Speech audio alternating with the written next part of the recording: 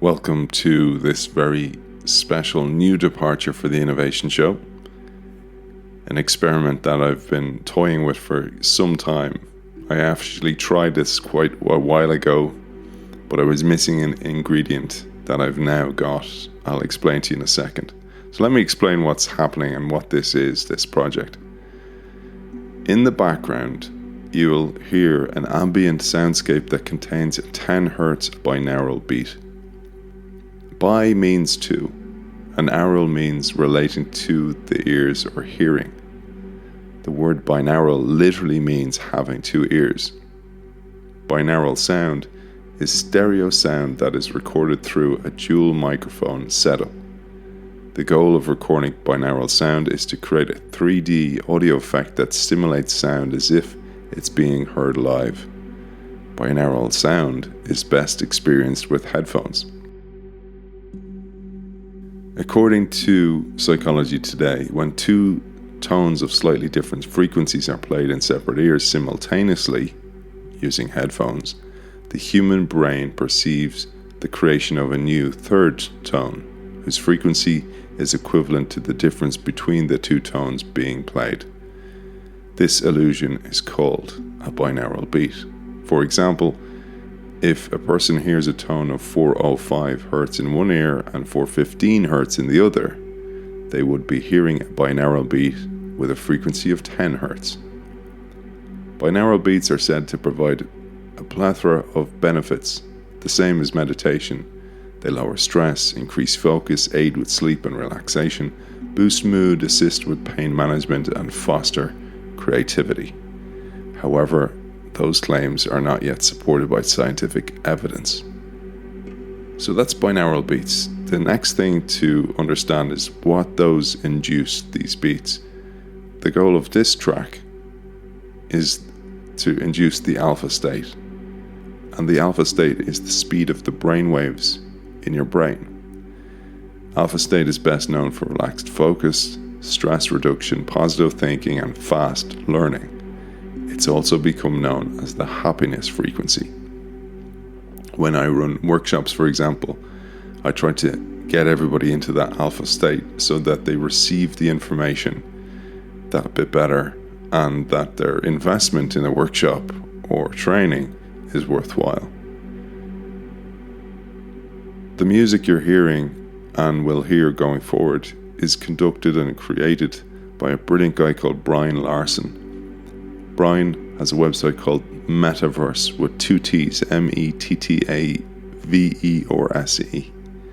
I've bought these tracks from Brian, all with different frequencies, but all with a common goal to relax you so that the information you will receive will pass into long-term memory. Now for the visuals, because this is the piece I was missing. I was creating these visuals, it was taking me ages, and then, of course, along comes a brilliant innovator who solves that problem.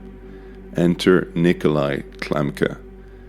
Nikolai is a physicist and hobbyist rapper who was frustrated by the fact that he had to create these long videos just like me. So he created an AI generator that will do that. He has kindly offered a discount code to Innovation Show listeners, The Inno Show, THEINNOSHOW, and you can use that for his website, neuralframes.com. It's a beautiful site, and I use that to create the visuals that you will be seeing during these tracks. For this one, I thought I'd create a mandala. Mandalas literally mean circle or completion in Sanskrit. They are sacred symbols that are used for meditation, prayer, healing, and art therapy for both adults and children. When my kids were young, I used to do mandala coloring in with them, and I got as much benefit as they did. Mandalas have been shown in clinical studies to boost immune system, reduce stress and pain, lower blood pressure, promote sleep, and ease depression. So you can get what I'm trying to do here. Now, for the very first inaugural Thursday Thought in audio, I chose this one because I felt that it speaks to the very idea of neurodiversity. And these sessions will be behind the premium window for the Innovation Show. There's a premium tier. But I thought I'd make this one and several I'll make open access. This one in particular I thought was important to make it open access, not only because of its popularity as a Thursday Thought, but because of the very nature of the article about neurodiversity. The article is called Hire for Neurosignature, Train for Skill, The Brain is Like a Waterbed. Autists are not just square pegs in the round hole of society. The real problem isn't the challenge of fitting them in, it's that in trying to do so, we risk destroying their unique shape. Paul Collins. The parents of an autistic young man approached a local convenience store hoping to secure a job for their young son. The retail chain manager said he would give the kid a chance. On his inaugural day, the manager tasked the young man with organizing food items by their expiration dates on a single shelf. He figured that'll take him at least a whole day. To the manager's astonishment, the young man had meticulously arranged every shelf in just 3 hours.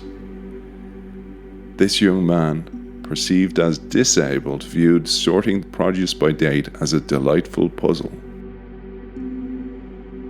His neurodiversity brought joy to the task and put him in the flow state. But the story gets better. Harnessing the youngster's unique ability, the retailer employed him to travel between his stores, solving puzzles and sorting food items. This valuable skill saved the retailer a significant amount of wastage and helped him achieve sustainability goals. Today, this young man earns so much that his father left his previous job to drive his son, who cannot drive, around the country solving puzzles for the retail chain. Joe Vitale once said, "We all have a calling. Each of us has a role to play on this planet. When we play the instrument that is meant for us in the orchestra of life, we will be in a constant state of bliss." So what's the moral of this story? Everyone has a unique place if the world gives them a chance. Unfortunately, stories like these are scarce. The unfortunate reality was recognized best by one of the great geniuses of our times. Albert Einstein once said, "Everybody is a genius, but if you judge a fish by its ability to climb a tree, it will live its whole life believing that it's stupid." Because the work system is set up for efficiency, it caters for the majority. It is a drain on resources to cater to everyone.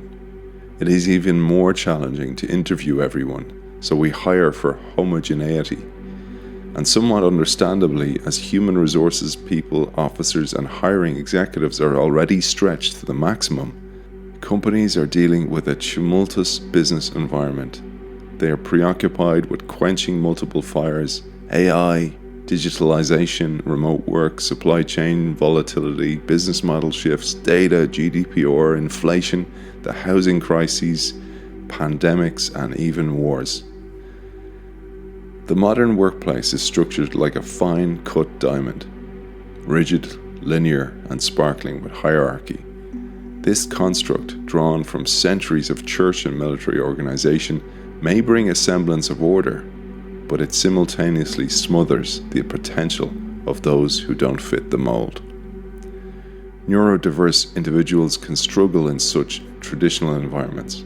Executives often overlook them or ignore them outright, due to their distinctive ways of processing information, their unique patterns of thought and behavior, and distinctive communication styles.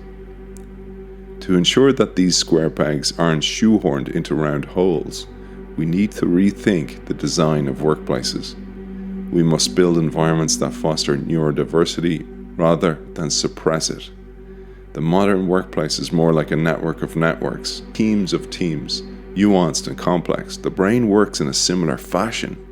The brain is more about connection than it is about calculation. Understanding this can help executives update the workplace. Imagine a world where everybody got to use their talents and didn't have to shore up their weaknesses and in many cases disguise those weaknesses. That's the focus of this Thursday Thought. Imagine the brain as a waterbed.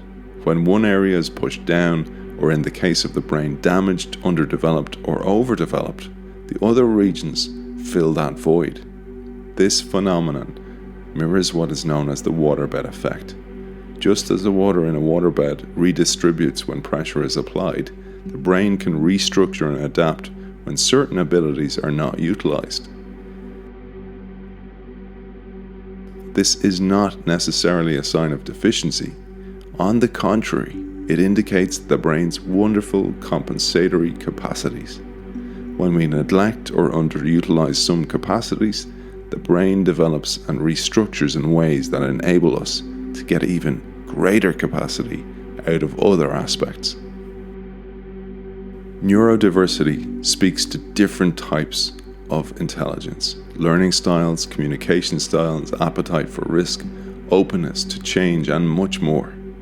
When someone has a different setting, they are not disabled. They are, as singer Danny Deardoff put it, differently abled. The people who succeed in the workplace and education system do so mainly because their intelligence matches the dominant paradigm, or they have found ways to adapt to the mainstream and perhaps mask their true identities. Neurosignature, the neurochemical graphic equalizer. As a kid, our family had a hi-fi system. I loved it. It had a record deck, cassette decks, an amplifier, a subwoofer, and graphic equalizer. Just as the graphic equalizer displays the signature of audio output, I visualize the brain doing the same thing with the signature of our neurochemicals composition. What if our workplaces were crafted to harmonize everyone's unique brain potentials, our brain patterns, or what our recent guest on the innovation show, Friederike Fabricius, calls our neurosignature? Each of our brain structures are as unique as our fingerprints. 4 powerful elements shape our personalities: dopamine and serotonin, estrogen and testosterone. These neurotransmitters are the brain's messengers between nerve cells or neurons. Just like different songs on a graphic equalizer, each displays a distinct neurosignature. Dopamine. High dopamine individuals love to explore and try new things. They thrive in ambiguity and crave change. They bring humor and fun to the workplace and can be very charismatic and inspiring. They're often innovators, change makers, inventors, and entrepreneurs. They get bored easy and are always looking for the next thrilling project. These individuals are vibrant, imaginative, and spontaneous. They are also typically optimistic and generous. However, they can be reckless, susceptible to addictions, and lack attention to detail. Organizations should provide them with creative freedom and autonomy to keep them engaged. They love fresh projects, regular promotions, and job mobility. Avoid stifling them with excessive routine, or they may lose their spark.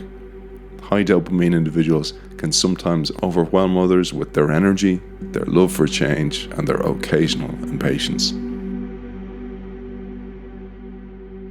Serotonin.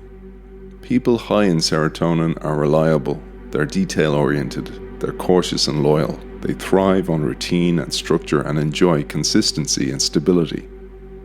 Testosterone. People high in testosterone are tough-minded. They're direct and they enjoy wielding power. They tend to be analytical and use systems thinking, which involves moving logically from step to step to solve a problem based on systems or rules. They enjoy tinkering with systems such as car engines or computers. People high in estrogen are empathetic and good at building personal connections and community. Estrogen increases the secretion of oxytocin, which enhances feelings of bonding and trust. This neurosignature excels at non-linear, lateral thinking, which involves examining a problem from multiple angles until insights emerge. Lateral thinkers are good at envisioning the long-term implications of a decision. Imagine how demoralizing and exhausting it must be for someone with autism to conform, or someone with ADHD to engage in mundane work. Someone with a distinct neurosignature fighting their true identity all day can leave you deflated and depressed.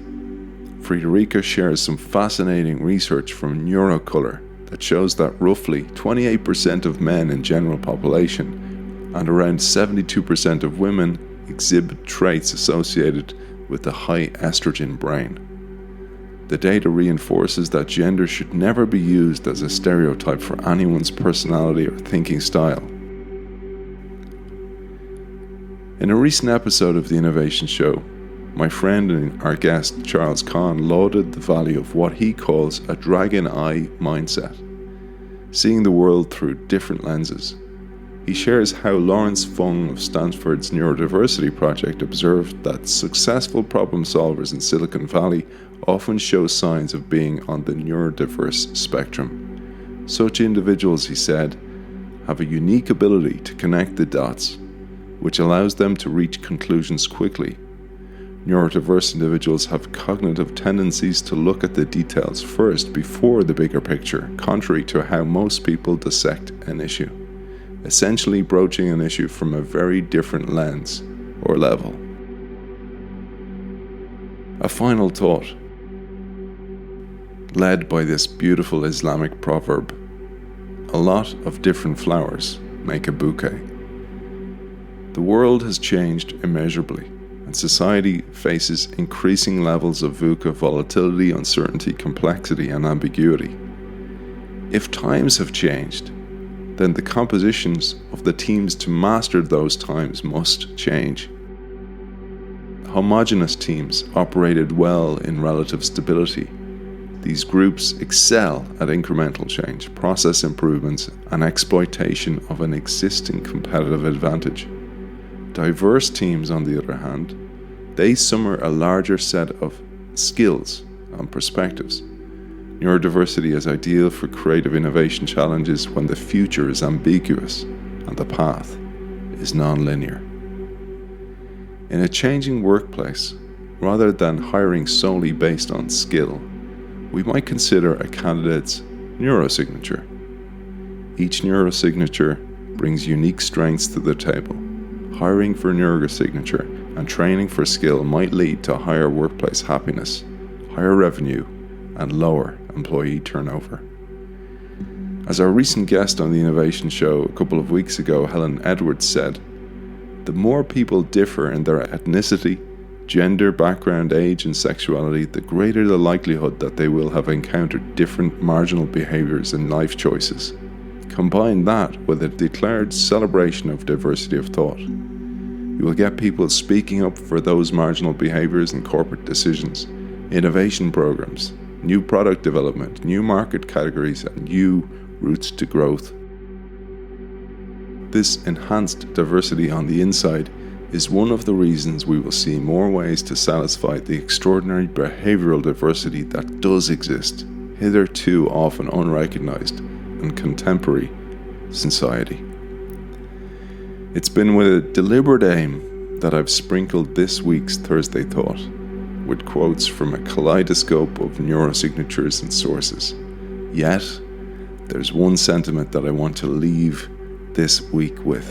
It encapsulates the essence of the theme. It's from the luminous Maya Angelou, who said, "In diversity, there is beauty, and there is strength."